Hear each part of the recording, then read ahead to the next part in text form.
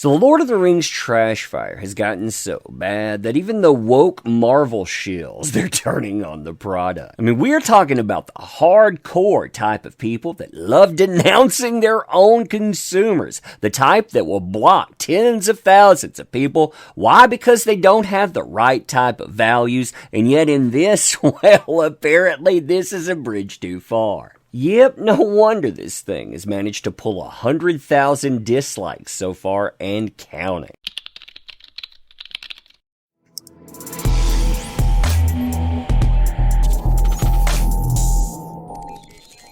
Oh man, so hey there to all you fine folks on this fine day, by the way. I hope you are doing excellently, and it is beyond amazing to see somebody like Bill Sienkiewicz, this is woke Marvel elite, coming out and saying, you know what, Lord of the Rings, that doesn't work for me, considering that Bill Sienkiewicz is the type of guy for pandering or politics. He would go after his own family. In fact, he has done that in the past. You can see that right here. Oh, Mary comes in and says, you need to have the Lord in your lives. You're just nasty. And Bill comes back and says, wait, Aunt Mary, you're saying we're the nasty ones, but you're completely fine with this? Enter every buzzword under the planet. He's fine? You have nothing to say about him or his supporters?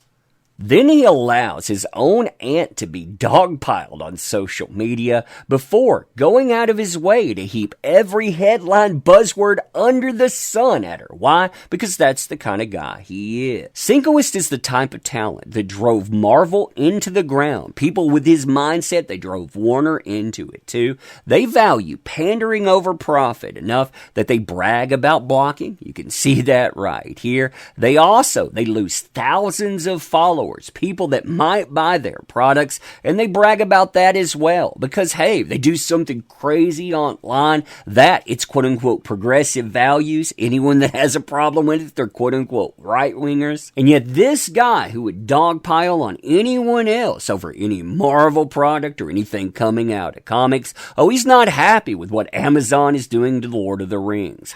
Isn't it interesting that you're only an ist or a phobe when it suits these folks? Otherwise, well, yeah, it's just a problem with the product. Now, bounding into comics, they detail how it ends up in the public discourse with Wendy Penny. That would be the ElfQuest creator. She ends up taking to Facebook to detail a conversation that she had with Sienkiewicz regarding the upcoming Rings of Power series. Now, she prefaces this by saying that today, my friend and colleague, the illustrious Bill Sienkiewicz, paid me a dazzling compliment in a thread devoted to some interesting debate about the upcoming new Lord of the Rings series. She added, here's the pertinent excerpt from his comments. Note, this has salty language and everything attached. She didn't edit any of that out, so you are warned if that's a problem. So this is what Bill Sienkiewicz actually has to say, and I want you to pay particularly close attention to it. Why? Because Bill, he would cancel you for this wrong thing. We're at a project coming from Marvel. He would say that you're some type of right-winger. You deserve to be blocked. He needs to lose people like you. You don't need to buy his product. And yet when he cares about something, well, I guess that goes right out the window. Quote, I understand that so many young women and people of color want to see themselves represented in their entertainment, but I honestly feel what I would love to see is stories written that do that from the ground up. Not retrofitting or reimagining something to suit the current political climate. It's like saying all this pine should really be oak. Effing pine. Despite strengths and failings, things are what they are. Make something new. I think of what creators like Wendy Penny did with ElfQuest. She created from whole cloth a world, several worlds full of amazing characters that are entirely hers, entirely sui generis. She didn't rewrite a pre-existing story from some old white guy. She's brilliant, and the showrunners and young writers of every persuasion should follow her lead. Now, we'll look at the answer he receives in just a moment. And it's high praise, by the way. And that, to me, it is astounding in its hypocrisy because Bill Sienkiewicz, he answers these very things typically with things like this here.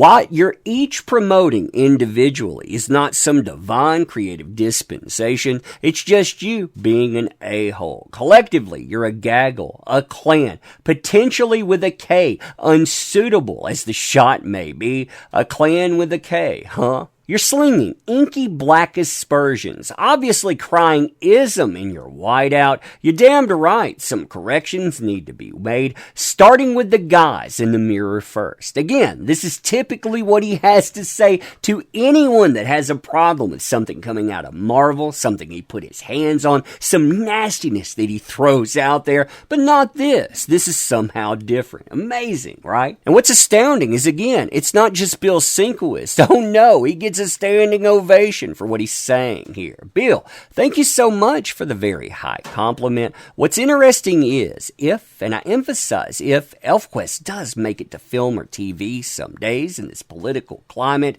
it will be assumed that we have dark-skinned elves because we're following the current trend toward representation and inclusivity.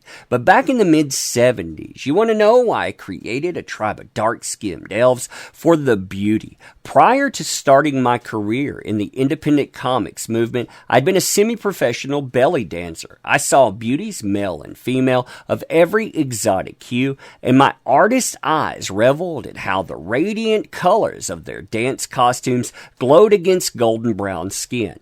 I used to design dance costumes for my own belly dancing teachers who had a distinctive Midwestern flair. That's what I wanted, needed, elves of colors, because artistically I couldn't do without them. Truly, I wish that was the reason for quote-unquote inclusion now. I wish all humanity could see the beauty, as I know you do, Bill. Yeah, I know you see that beauty, Bill, while you're canceling other people for saying the same thing. After all, the people behind all of this, they took shots at fans of Lord of the Rings for saying the exact same thing. Why? Well, I think personally it's because of all the money on the line. $250 million to secure rights, $462 million for a first season alone. I mean, you're talking over $1 billion that is going to be spent on this franchise. They don't want anyone talking about how this thing, it isn't out there for the right reasons. Yeah, to me that says plenty about the dislikes that we're seeing. This thing, by the way, it's picked up over 100,000 dislikes and growing. You notice the date, February 14th, 2022. So we're talking about less than a week it managed to do this for the Lord of Rings, the Ring of Power teaser trailer. I mean, that says quite a bit. What it also says here is that people like Bill Sienkiewicz, they care about this product. They see the flaws in what's happening here, but they don't care about Marvel. They don't care about Warner. They don't care about the other products that they're involved in. Then they'll cancel people. They'll try life ruination tactics. Yeah, that all says something, doesn't it? But anyway, let me know what you think about this stuff. And as always, appreciate the heck out of you. You make this stuff work, so thank you. Can't say that enough. Thank you. Want to help out the channel, by the way? There are links in the description. Definitely check those out. But you being here, that is the most help of all.